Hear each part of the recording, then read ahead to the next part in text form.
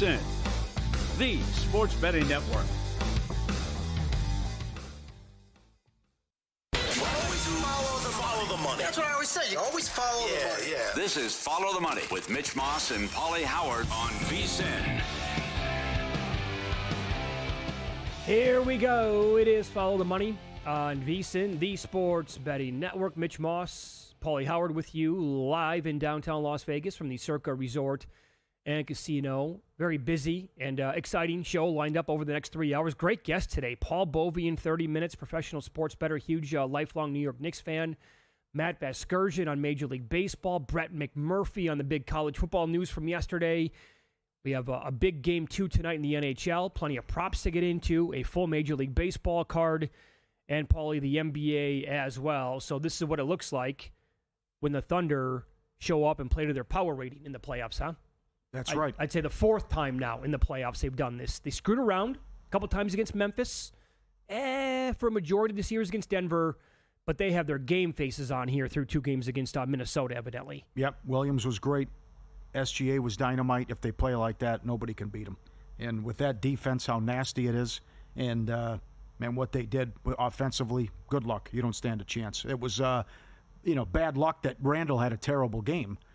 Worst game he's had in a long time. And again, Naz Reid can't make a 3 in DiVincenzo. But you got aggressive Ant. He was 1 of 9 from 3, but he played well. He didn't get a lot of help. And then if Williams is going to play like that, SGA's stat line's incredible. 1 turnover, 12 of 21, 8 assists, 1 3-pointer. Yeah. So he's just a mid-range assassin.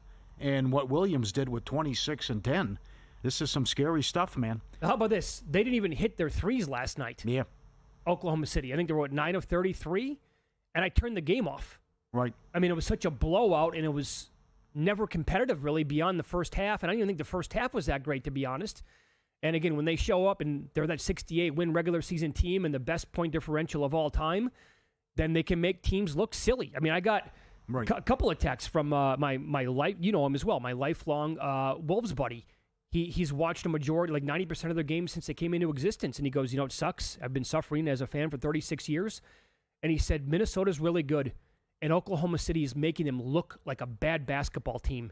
That's how good Oklahoma City is. And he also said, think about this for a second. He told me that a lot of people, he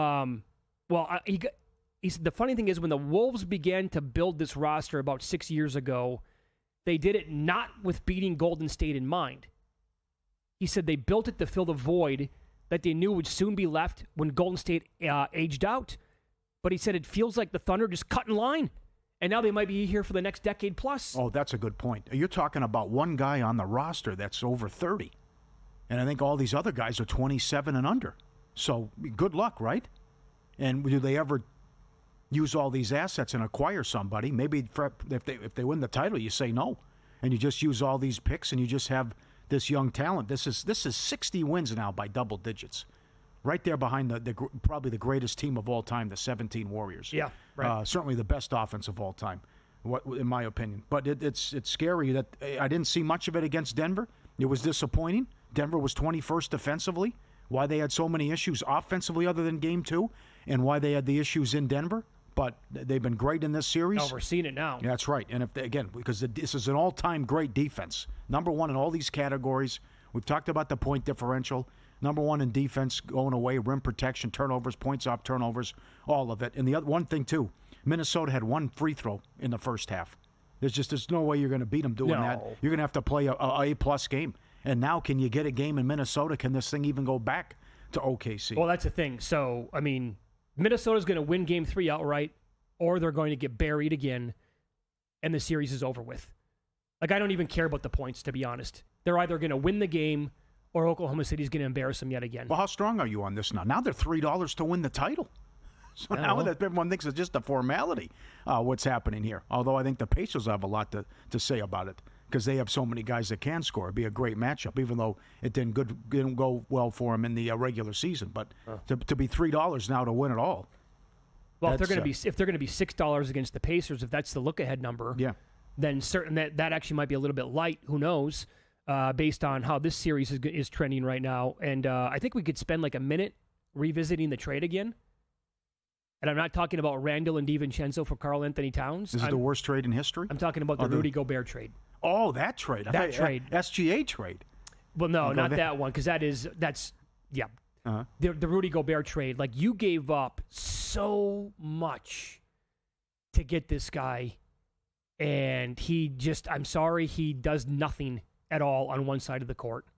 Again, you basically, I'm not going to say you mortgaged the entire future here, but you gave up a ton of picks, and this guy can only play defense. And again, what has he done in this series? You would think that for somebody that they're going to give, he's going to have an impact on the series at some point. But how many times has Rudy Gobert been unplayable in a big playoff series or giving the team nothing? Mm-hmm. Way too often for how much, like, the respect that this guy gets and how people think he is a good basketball player. Oh, man, he kills me. I can't stand watching him play. Yeah. I can't believe what's happening to Naz Reid. 0 of 12 from 3, 4 of 19 in the series. DiVincenzo, 5 of 18 and 6 of 22. Plus, we always talked about, what Minnesota could do. OKC made the adjustments as well. 5 of 24 on contested threes. 60% less than game one. Wide open threes, 6 for 15, which they cut down big time from game one. So that was. But I mean, like, guys like Reed still had looks last night. Oh, and he's been terrible. It just, the shot, he can't get any. I think half those shots were halfway down and back out, but so that hurts him, obviously, a little bit unlucky with that, but they have to go down, and they're not, and the bench was much better last night. Alexander Walker was really good for them. I'll tell you, the Knicks better win tonight. We could be looking at some short series. Hello, Carolina. Florida's probably going to sweep or win in 5. Why did I not? I brought it up on the air 5 times. Why did I not bet the Panthers to sweep them? Why? After game 1 or before? After game 1. After game 1, yeah. After game 1. Well, I thought it was 5-1. Yeah, I know. I thought you'd see something last night. Oh, you saw 7 shots through 2 periods. The home crowd chanting, "Shoot the puck, shoot the puck." Anderson gets chased. What a fiasco! I got to tell you, man. I mean, we can spend a little bit more time on this a little bit later on. If it doesn't matter, this happens to be the Carolina Hurricanes we're talking about now, but it could be a team like them in any sport who repeatedly doesn't show up when it matters most. I cancel my season tickets. Yeah. I'm done. I've had enough. 14 in a row? Yeah. 14 in a row. And they're not even competitive in these games. I know. You got home ice. Yeah. You're small favorites here in the first 2 games. Tough. And it's unwatchable crap. Mm-hmm. Oh, man, was that bad. And if you think that's bad, well, it is historically bad and continues to go that way. And what's it going to be like this weekend in Denver at Coors Field when the Rockies host Aaron Judge and the Yankees? And tonight it's Tanner Gordon against Clark Schmidt. The Yankees team total is 7.5. Has to be. Number one, they're minus 550 to win the series. How about that? Do you see a number of them to sweep? Yep. Gordon, last 2 years, 9 starts, 0-7 with an 8.19 ERA. Oh, this is going to go well. Yep. So these just between the numbers to win the series, to be over $3 on the road, taking on what likely the worst team in the history of baseball, and you're throwing this kid. They're going to get good crowds this weekend, though, because it is the New York Yankees. Right? And, I mean, walk-in prices for Rockies games this year are going to be 39 cents. This is going to be the lone exception, I think, for the weekend. Judge to homer in the game tonight, as low as plus 125. Oh, my God. I've never seen anything like that before in my entire life. No. The high water mark I saw on him a little earlier was plus 170. This will tell you. Forget Judge for a second. Grisham he's having a great year. He's got 12 dingers. He's as low as 2-1 to hit a home run tonight. Dominguez is like plus 240. He's below 3-1 like everywhere when I was looking. And oh, by the way, tomorrow it's a day game as well. Well, tonight's not, but Saturday and Sunday, both games are day games. Saturday, it's Fried versus Freeland. Freeland's 0-6. He's actually got some respectable, underlying numbers. Sunday is Warren against Senzatella. My God, they're lucky they don't have to throw Marquez out there, I guess, this weekend. Yeah, I know. But the updated win total for the Colorado Rockies that I saw today is 38.5.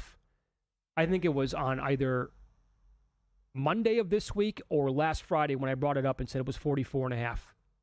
You had to bet the under. Mm-hmm. 38.5 updated win total.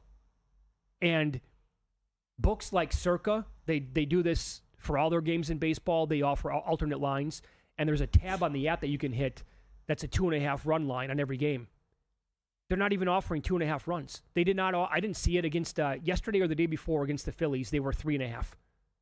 Now the Rockies covered the 3.5 line yesterday. They were 3.5, I think, plus 125, or it might have been minus 125. But think about that. You can't even find a 2.5 run line at some books. That's how bad they are. How about taking this? You could have had 6-1 most runs on the day. How good does that look? For the Yankees? Yeah, 6-1. Oh, I'm in for all of it. I mean, how many runs are they going to score? Except for Judge with plus this 125 to hit a home run. Yeah, minus 140 to have a walk isn't that bad. Oh. I mean, you think they're going to pitch around him too? Oh, you know because what? the intimidation factor, the guy might hit it 1,000 miles. Well, how about this? Can you find a series prop on total home runs for Judge this weekend? Or if every day, tonight, tomorrow, Sunday, you bet Judge 2+ home runs. Yeah. Huh? How high is it going to go, right? Because they were taking money the other day against the Phillies. It's like, okay, you're at home, but who cares, all right? Yep. Who cares? Smarter bets start here and last all year long with VSiN Pro. You get the morning email, which is so good. Bill 80 was great today, talking about Jay Sarno and in the new contest here. And while Derek did his homework and told the story, and Bill 80 he bought Jay Sarno's old house. He had no idea. It's an incredible read today. Plus about the contest and Sarno and his legacy as well. You get every best bet, every host, every guest, the dog videos, the betting splits, and all the betting trends from Mackinnon. VSiN.com/subscribe. 14 months, less than 50 cents a day. Get in here, damn it. VSiN.com/subscribe. My God, I don't even see 8-1 on Judge to hit 2 home runs tonight. So maybe not. I am tying in that Yankees game with the NBA game tonight. I'll tell you how I'm doing it next here on VSiN.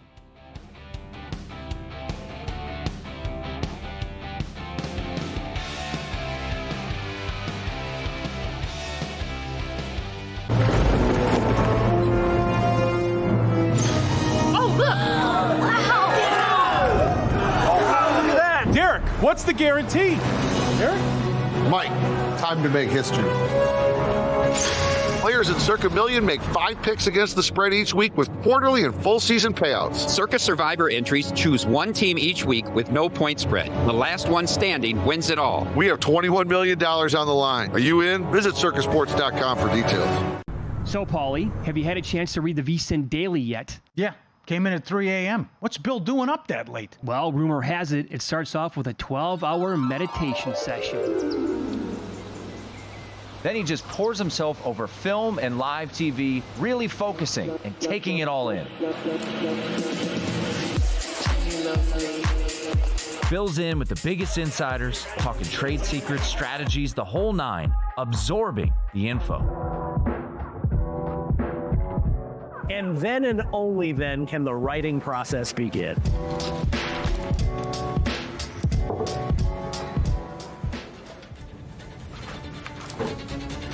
In Las Vegas, Bill's late night becomes your early morning. Wake up to the very latest betting insights in your inbox with the VSiN Daily. Sign up for free at vsin.com/newsletter. Responsible sports betting starts with a game plan. That means stick to a budget. Keep it social by playing with friends. Learn the game and know the odds. Play with trusted legal operators. And if you need help, reach out. If you're getting in on the action, visit haveagameplan.org to learn more.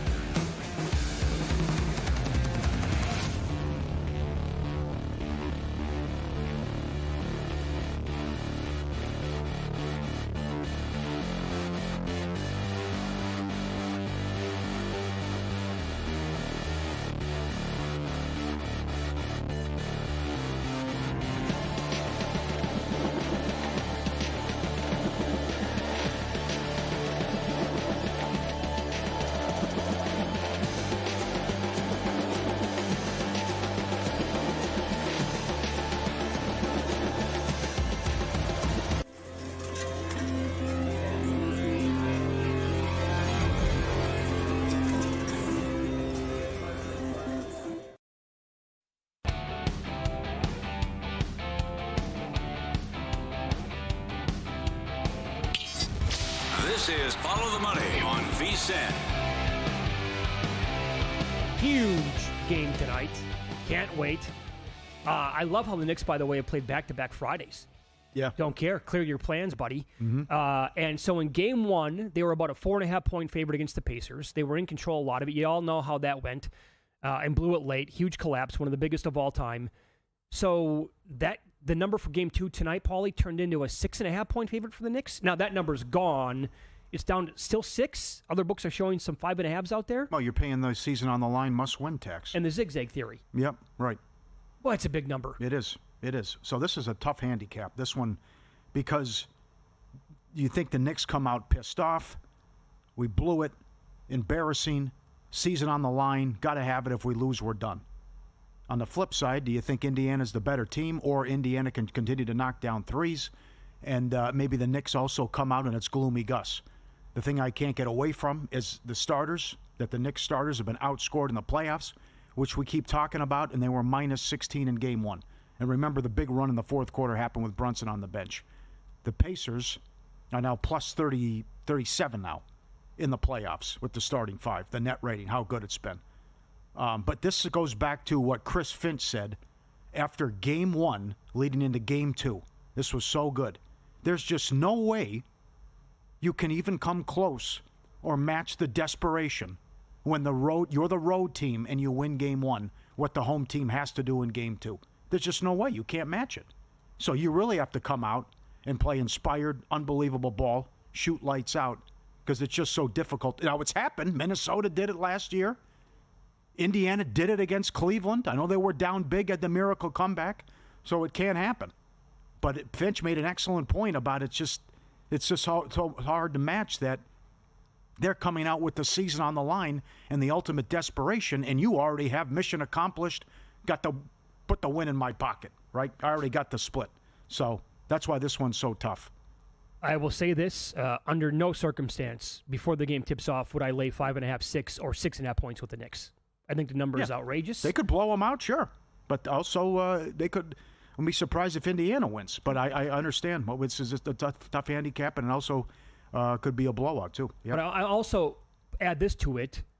If the locations were reversed, right, meaning Indiana had home court for the first two games, and the game played out exactly like it did in game one, and the Knicks went to Indiana and had a lead big, right, that they blew late down the stretch like they did in game one, and they were a 6-point dog, or let's say a 4.5, 5-point dog tonight, I would unload on the Knicks money line to win the game. So I'm confident they win the game. I just don't want to lay the points. So to go back to what we finished segment one talking about with the Yankees and trying to find ways to fade the fade the Rockies every single day somehow, I'm on a 2-team money line New York parlay tonight. Yankees just to beat the Rockies, that's it. And the Knicks just to win the game. That's all they got to do. It was a little bit less than minus 114 here at Circa. Okay. And I also like a couple props. And I know you're on one of these already. So a huge adjustment and sub in game one was Carlisle taking Turner out and putting Toppin in. Sure. And he just sang his praises after the game. So he only played 20 minutes, but he had 10 rebounds and 8 points. His rebounds are 3.5. His points are 7.5. I love the rebounds over, that he's just so damn athletic, and he can wreak havoc here, and he's going to get more minutes because it didn't go well defensively for Turner. Maybe it's correlated. Maybe you want to play some Turner under and some Toppin over. And Turner had 14 and 5 in 31 minutes in the first game, but a lot of those points were early in the first quarter. That was a huge substitution. Remember, Toppin had the dunk. He had 2 dunks. He had the dunk where they didn't foul in overtime. He had the ferocious putback as well that Robinson and the guys didn't box out. So they love his energy. They love that he's from the area and was a Knick. And Carlisle just loves this guy and what he said after the game. So I expect a lot more minutes for Toppin. And 3.5's too low, and he had 10 in the first game. So that's one he can land on. I wouldn't be surprised. He also figures to be playing if they're getting blown out, too. That's the other thing. Sure. He'll probably sit Turner, and Toppin get a lot of run, too, and go over 7.5 and get it done with the points. Paul, I laddered the Toppin props yesterday, had that in pocket. I keep adding rebound props for him because the numbers are still just too good. They're moving a little bit, but they're still too tantalizing, and I can't pass up on them. And to your point about Turner, well, how about this? I'll tie in Karl Anthony Towns to all of this because his points prop for tonight is 23.5. As you all know, Towns had 35 in game one. He was 11 of 17 shooting in that game, 4 of 8 from 3. In the 2 regular season matchups, in 2 of those games, Towns had 40 on 14 of 23 shooting, and he had 30 on 11 of 19 shooting. In 12 total career regular season games against Miles Turner, Karl Anthony Towns has averaged more than 29 points per game on 54+% shooting and almost 45% shooting from deep. That's absolutely remarkable, and I think it's 18+ field goal attempts per game. He has owned and destroyed Miles Turner. So based on my expectations, how I think that's going to continue, I think there's an angle here. And oh, by the way, the Pacers are not a good rebounding team, and the Knicks have Cat, who had double figures, Josh Hart, who had double figures. Those 2 guys are going to be animals on the glass the entire series. Don't forget about Mitchell Robinson. Like, there's really nobody in that starting 5 for the Pacers to slow down the rebounding for the Knicks, unless you would inject the athleticism, the skill set overall of Obi Toppin more into the game. I love what he did in game 1, and so that's many reasons why I just kept adding him to go over his rebounding numbers. Well, no offense. Who cares? The coach was so impressed with That's exactly he right. He loves his game. You can find 18-1 double-double. I don't mind that either. 18, that's a good look. I mean, he already had the 10 rebounds. So what's the most rebounds in the game tonight? That's your. Yeah, okay. If his prop is 3.5, he's got to be a massive number for most rebounds. Yeah. So, but you could be again. I think this is going to be a crazy series in terms of the Knicks have already shown they're going to run with them, and it's going to be a frenetic pace. And then plus, there's so many star players out there that can knock down shots and knock down threes. There's no answer for Towns. Brunson's going to get what he wants. They also, I felt, got a tough whistle at times. They're constantly bumping him, and he's not getting to the free throw line as much as we thought, or not getting a call. So you have that angle. Halliburton's going to go off. So I think it's going to be high scoring and leading to a lot of over props and also 3-pointers too. OG, Cat, all these guys. Yeah, right. And they're going to knock down threes. Halliburton and Brunson too. So all that stuff came out in game 1 as well. I'll give you another guy that I want tonight because I was betting Josh Hart stuff before the series started, including most rebounds in the series at +550. He had 13 in the first game. A double-double on Josh Hart tonight is even money. Now, he did not have one in game 1, but he had 8 points, 13 rebounds, and 7 assists. And this is a great write-up today from Dan Karpuk at VSiN.com, as always. He had 14 potential assists and made 67 passes in game 1. So Hart double-double is even money. Triple-double if you want to get bonkers. Dan has 13-1. I found 11-1 and put a little bit more than pizza money on that. He has 10 triple-doubles this season. But I think Josh Hart, who I think he's one of the guys I advocated for betting at a massive number. I think it was 65-1 for the Eastern Conference Finals MVP before it started. I think there's a path here we hit. And by the way, Thibodeau will play him 40-plus minutes every game. And I think that actually, if it's a blowout, maybe not. But you know what I'm saying. And I think there's an angle here where he's going to have a really, really strong series as well. The Brunson points prop is 29.5 over juice to the gills. $1.30 to have the most points tonight. Halliburton's $1.50 for most assists. You know, how many is Brunson going to have, right? So that's why I think Halliburton's got to be the bet there. Yeah. If you've ever been injured in Nevada in a car crash, slip and fall because someone else was careless, in moments like that, what you do next really matters. That's why you need Lasso Injury Law in Las Vegas. He won the largest slip and fall in the United States. It's not your typical personal injury firm. They're a boutique law office that gives you one-on-one attention. At Lasso Injury Law, you're not just a case number. You're a real person with a real story, and they'll fight for you like family. Al started this firm for a reason. His own brother was permanently disabled in a serious crash. Al saw firsthand how the system can fail victims.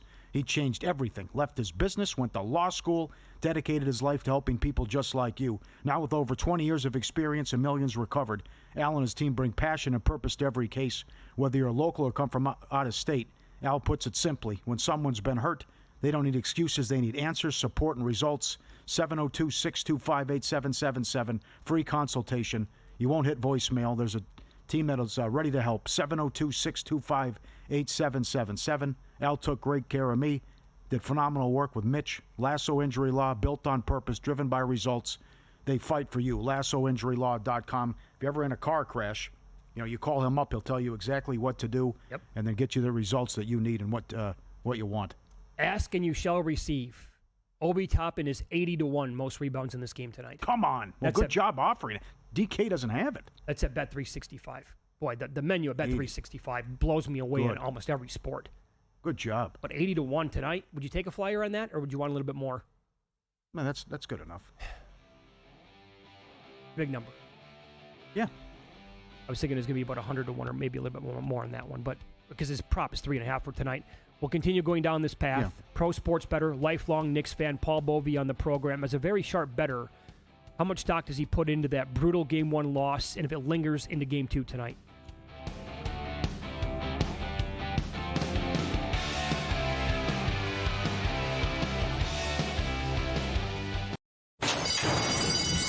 And they're off.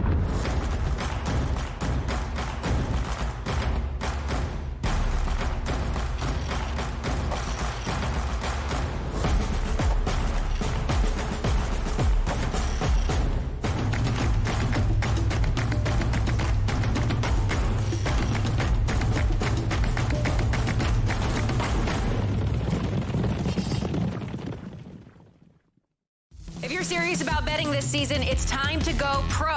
Right now, you can score 14 months of VSiN Pro for just $199. That's 2 extra months on us. We're talking daily best bets, exclusive splits from DraftKings and Circa, full access to the VSiN Watch app, and all of our betting guides, including the big one, the NFL betting guide. But don't wait, this offer's gone May 31st. Head over to VSiN.com/subscribe and use the code PRO, P-R-O, to lock it in and join us on the Sports Betting Network.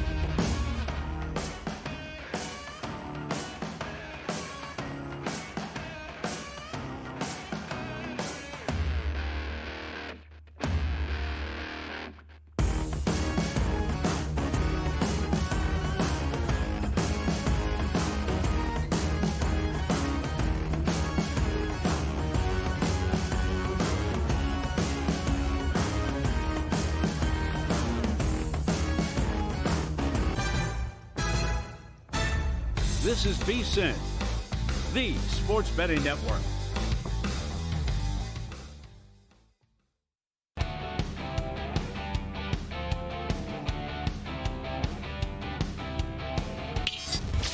This is Follow the Money on VSiN.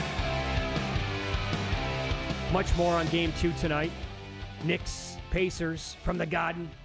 Head out here to the Progressive Guest Line. Professional sports bettor, lifelong New York Knicks fan Paul Bovi joins the program. Good afternoon, buddy. How you hanging in? I'm trying to get over my PTMS, post-traumatic meltdown syndrome. But when you get beat up, you got to go back to school the next day and face the kids. And I got to face Paulie because Paulie, as we know, is all over Indiana, and he let me know before the series. So I'm headed to the Garden tonight and hoping for the best. I want to ask you this, though. Okay, based on that, as a professional sport, you're very level-headed, obviously. You've been doing this for a long, long time. And it goes for tonight's series, but also like any series in any sport in general, right? These guys are pros, as we all know. How much does that brutal collapse factor into your opinion of maybe betting this game tonight, thinking how much it actually might linger here 2 days later? All right, so I don't think anybody can question the Knicks' resiliency. Mm-hmm. This team came back from a pair of 20-point deficits against the Celtics on the road, an 11-point deficit against the Pistons, also on the road. They lost their first home game to Detroit. And in Game 4 against the Celtics, I was there. They were down by 11 at halftime.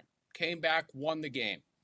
So the Knicks have been able to just find what's needed and come out of the hole and win games. So I have faith in them. I don't think they're going to throw in the towel, and I still think they have advantages over Indiana.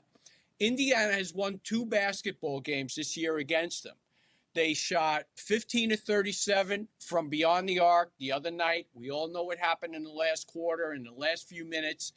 And also 21 of 46. And in the other games, 3 of 30 and 9 of 31. The Knicks have outscored them in the 4 games by 24 points.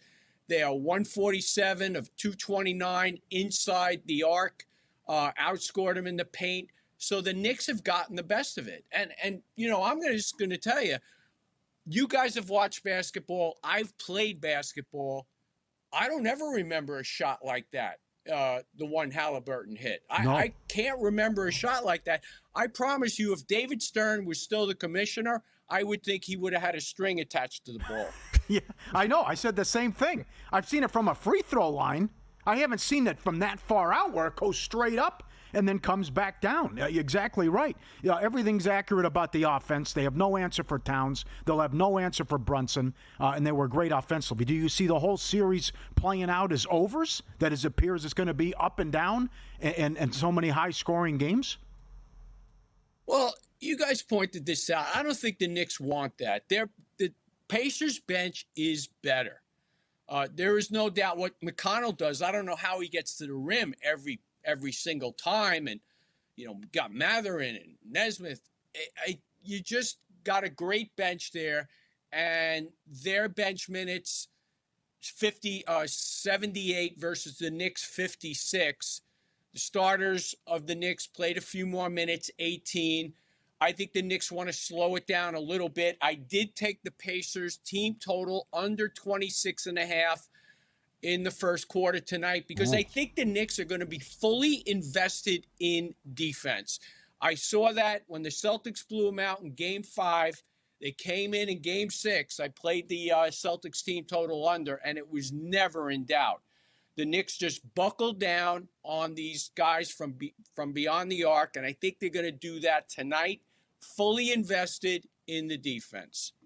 Don't hate that. I know other people who I respect that bet the NBA said that they approached it as soon as the numbers came out by betting the Knicks early on, either first quarter or for the first half.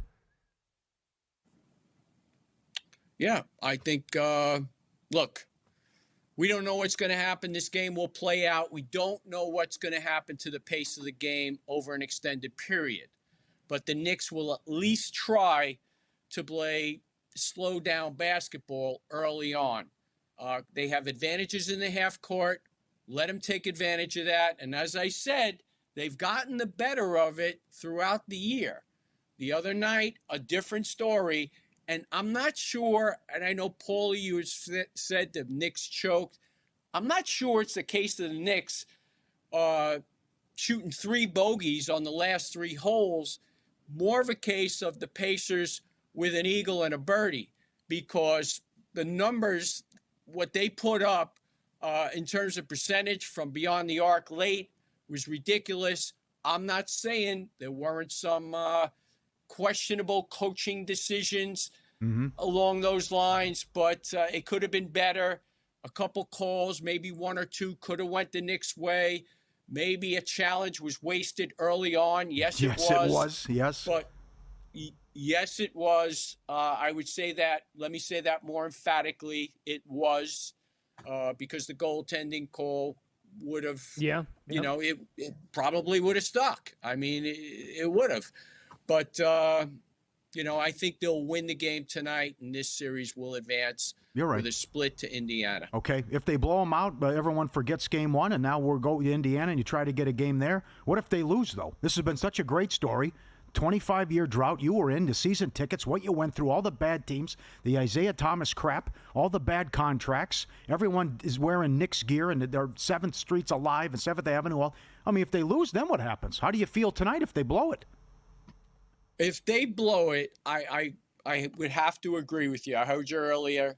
The series is likely over. I think that would be a little bit too much to ask of the Knicks to overcome. And I got to tell you, the city is probably down on the Knicks right now, and I feel better about that. You know, I'm a stock market guy, and I really appreciate when everybody is negative, because it's usually a good sign, because I know the ticket prices have actually plunged in the last few hours. So wow, I think people are just a little soured after that first game. But like I said, that could be a positive. Wow. Okay, so did that change your, because you've had season tickets again going back to the 80s, did that change your approach tonight? And because prices now have plummeted, you might not sell them, you might actually go to the game?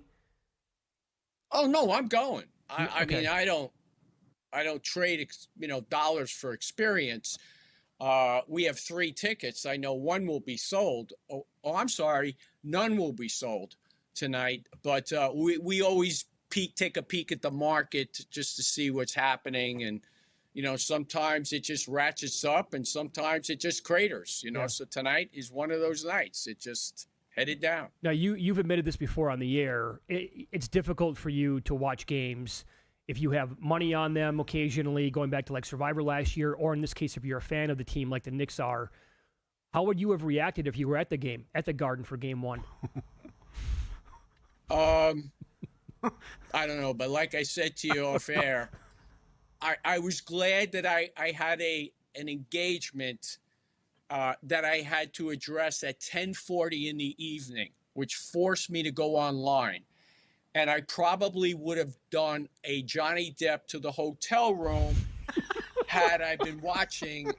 But I didn't have that opportunity because I had to exercise restraint as I was going back and forth with the host, and he's giving me the play-by-play. And I actually heard the play-by-play of Halliburton's shot from him, and I couldn't figure out what was going on. But anyway, lo and behold, I did replay it probably 15 times, always looking for a different result, but it went through every time. All right, so you have the 1 bet on the Celtics team total first quarter under 26.5. Anything else? Any player props or any other bets that you have for the game? Well, I had Josh Hart the other night rebounds. Makes a lot of sense because last year, before the abdominal strain, he had 46 rebounds in the first 3 games, and in the last 4 games, he only had 30. So that really impacted him, and I think his main focus is to hit the boards because you have other scorers. So I do still favor Josh Hart. I think he had 11 the other night. He went over, I'm not going to say it was comfortable, but he went over by, I think it was 1.5? Yeah. I think it was 9.5 or 10.5, whatever it was. It went over comfortably, somewhat comfortably. Great job, my man. Good luck tonight. We'll talk to you soon. Okay, thanks, guys. Take care. You're Go great. get him, pal. Paul Bovi, pro sports bettor, was the VP of sales for Oppenheimer back in the day, what he mentioned with the stock market. Here's the thing, though. You are playing, this is small sample theater. And this is what got Missoula and the Celtics beat. Well, we're just going to keep doing what we're doing and shoot 53s. Yeah, but you can stink it up for 3. It's a best of 7. You can have 3 horrible games. That's what happened, right? Indiana can shoot the lights out for 4 games. They can do it. They've done it. And they can do it again tonight.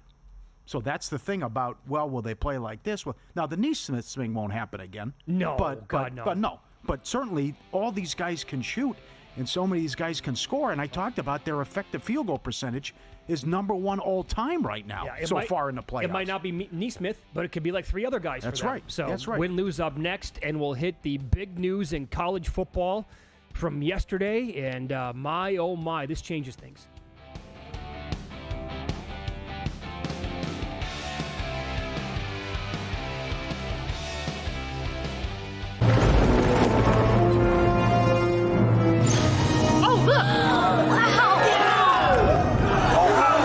Derek, what's the guarantee? Derek? Mike, time to make history. Players in Circa Million make 5 picks against the spread each week with quarterly and full season payouts. Circa Survivor entries choose one team each week with no point spread. The last one standing wins it all. We have $21 million on the line. Are you in? Visit circasports.com for details. Your favorite VSiN shows and personalities are now available to download as podcasts. Catch every hour of our live broadcast with VSiN Best Bets, or find your go-to show and download it directly. Get instant reactions to last night's games, sharp analysis on today's biggest matchups, and everything in between. Whether you're commuting, working out, or just catching up, VSiN lets you take the action with you wherever and whenever you want. Search VSiN on your favorite podcast platform and get in on the action with VSiN, the sports betting network.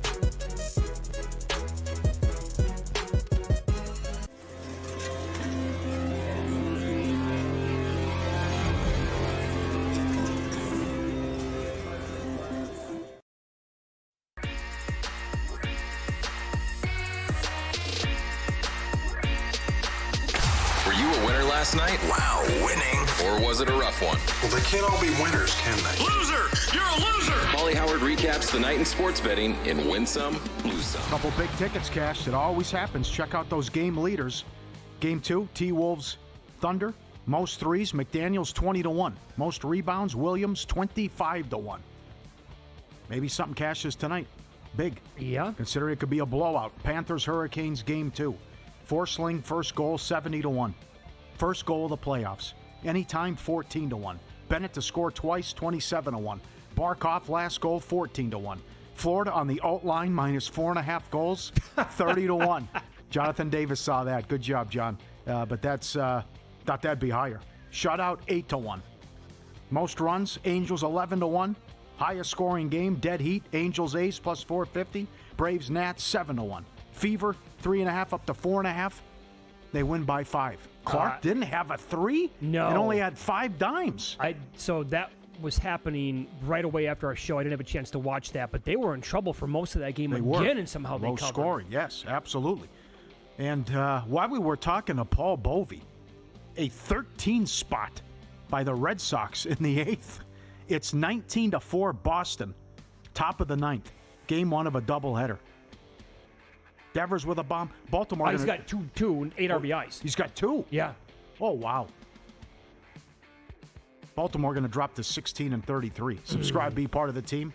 VSiN.com, our radio and podcast friends. You always want to see these tweets and videos.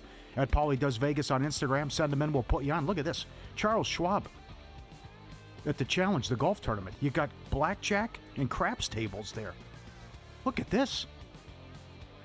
18th hole, roll the dice. I can't believe that. There you go. What a setup. I wasn't expecting that. No, I also wasn't expecting Michael Block to have to shoot a better score than Scheffler so far. Scheffler was in trouble of missing the cut there for a while. Did you see how he started his round yesterday, Scheffler? No. Eagle birdie. Oh, really? And then that was it. Really? Oh, it looked like he was going to run away with another tournament. Oh, wow. This is great. We always show these dog videos where the old fella and then trying to get down the stairs. Oh, they built him something here? Look at what the owners, the humans, built for the guy. It's like a robot coming down device with the tray on top. Got the little hat on. Look at the face, right? Good mug. It's like a makeshift escalator here, huh? Yes. Well I love this. Look how it's got the guardrails and it's attached and all the way down. This is incredible. You can't stop science. Can't stop people. How smart they are. That is awesome. Very good. Let me show you this one. Don't freak out. Okay? This is an alpha, right? Look at the dogs. The husky, they're all fighting. They're all fighting right in the back. Yeah. They're a little skirmish in the backyard. They're playing. I'm the boss. No, you're the boss. All right, get out of my territory. And then here comes the other guy. Now look at that's a Cane Corso who bows down to this guy.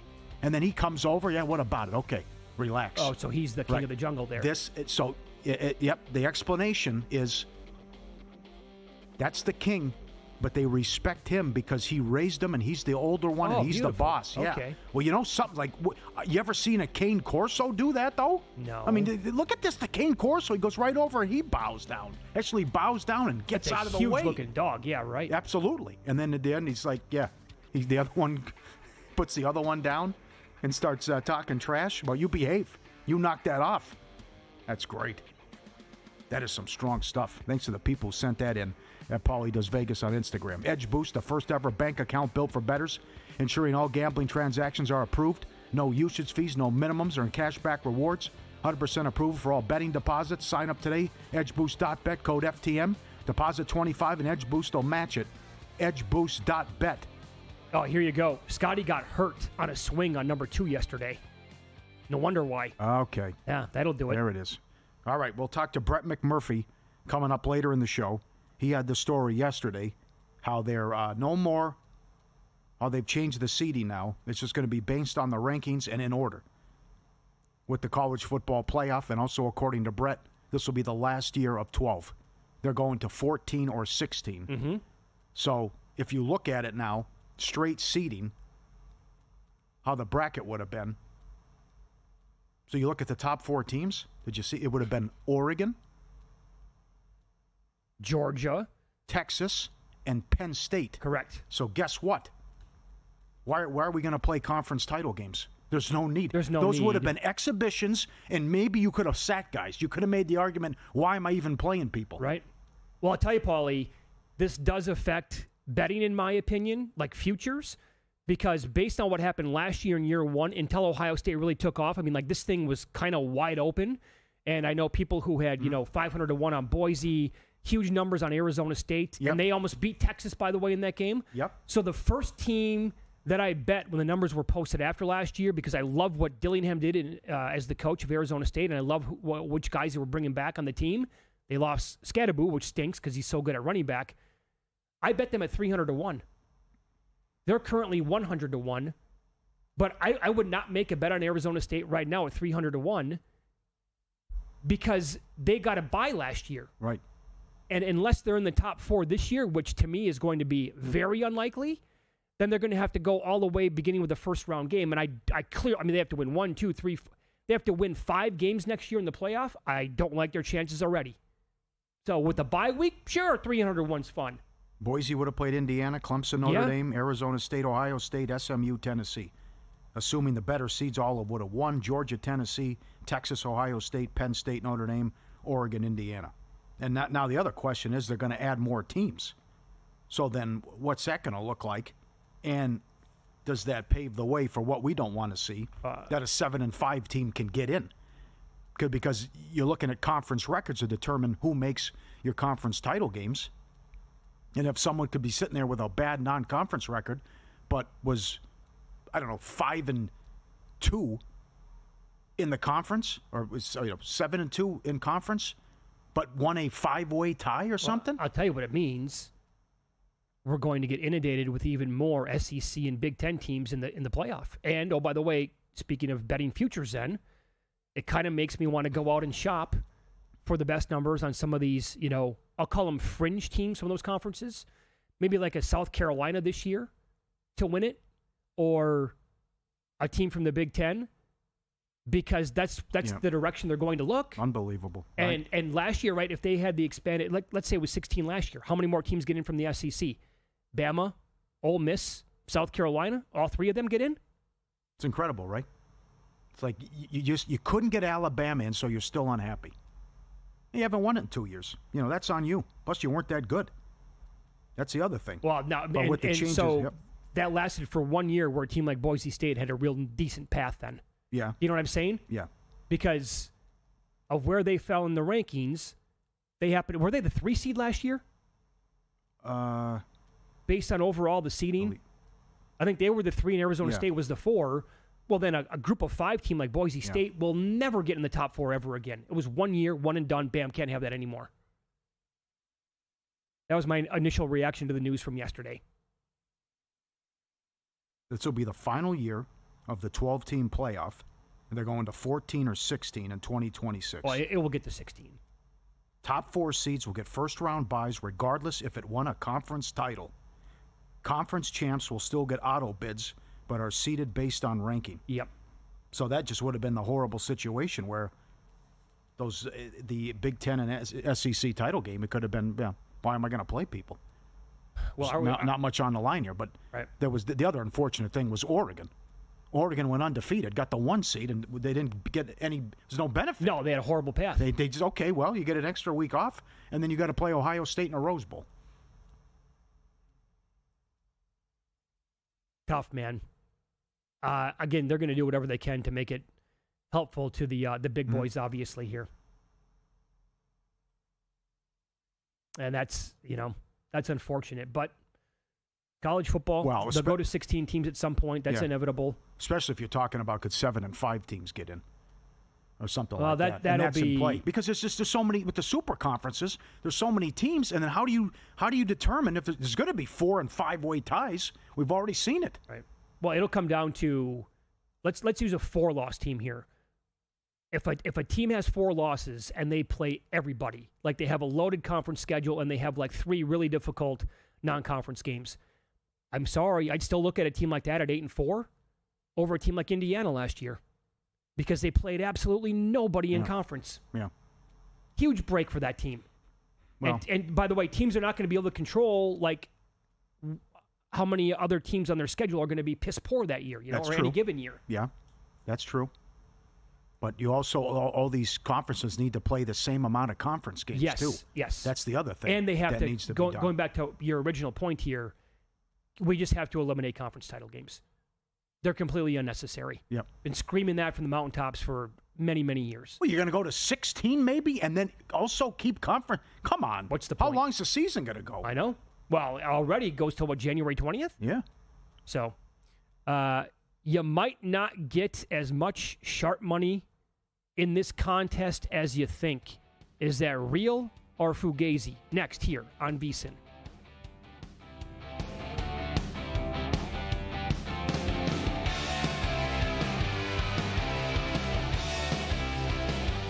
And we're out.